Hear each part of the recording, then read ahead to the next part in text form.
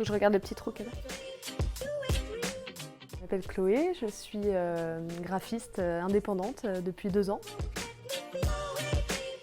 Je travaille sur des projets d'identité principalement. Donc, créer un univers pour une marque, une entreprise, une association. Comprendre qui est cette entreprise, qui est cette association. À partir de ça, créer un logo, créer une charte graphique, créer des supports qui soient en accord avec cette charte graphique et voilà, trouver un univers pour chaque marque ou chaque entreprise. Le déclic. J'ai travaillé pendant 5 ans dans une entreprise à Paris. C'est intéressant, mais disons que j'avais pas le choix dans mes projets. Je prenais tous les projets qui m'étaient donnés. Je suis partie 1 an en voyage et en rentrant de voyage, je me suis dit j'ai envie de faire ce qui me plaît maintenant, exactement ce qui me plaît.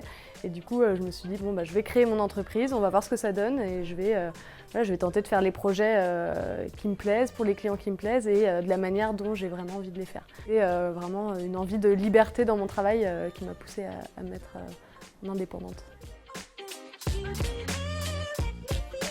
Effectivement, au début, c'est pas évident. On a peur de ne pas trouver des clients. On a peur de ne pas faire assez bien le travail et que les clients ne reviennent pas. On a peur de ne pas savoir gérer la partie administrative. Il y a pas mal d'appréhension au début de la création, mais en même temps, c'est tellement excitant de se lancer dans une aventure comme ça que finalement, les peurs, on les dépasse une à une et puis finalement, ça se passe bien.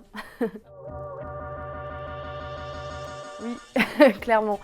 Clairement, oui. Au niveau de mon travail, j'ai vraiment gagné en liberté. Quand je crée un univers pour un client, c'est moi qui décide le style que j'ai envie d'appliquer à cet univers, etc. Et puis, il y a une liberté aussi au niveau du temps. Je m'organise vraiment comme je veux maintenant, c'est-à-dire que il y a des après-midi où je travaille pas, des week-ends où je travaille, des jours fériés où je travaille, et puis à côté de ça, je vais partir plus souvent en vacances, en tout cas quand j'ai envie. Ouais, il y a une grande liberté au niveau du temps, moi ça j'apprécie beaucoup. Ouais.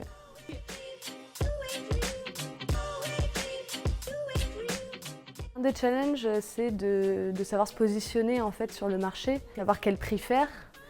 Quel prix appliquer parce que je passe beaucoup de temps sur la création, notamment quand je crée un logo, je passe des heures et des heures à faire des recherches. Et jusqu'ici, je le facturais assez mal, je ne savais pas quel prix faire parce que je voulais toucher à un public assez large et en fait, je ne m'y retrouvais pas du tout. Disons que c'est vraiment ça, je crois, la difficulté au quotidien, c'est d'arriver à estimer bien le temps qu'on va passer sur un projet, du coup à le facturer en conséquence. Et en fait, ça, il n'y a qu'avec l'expérience que ça vient. Je suis encore en train d'apprendre à fixer mes prix pour m'y retrouver et pour que le client s'y retrouve aussi.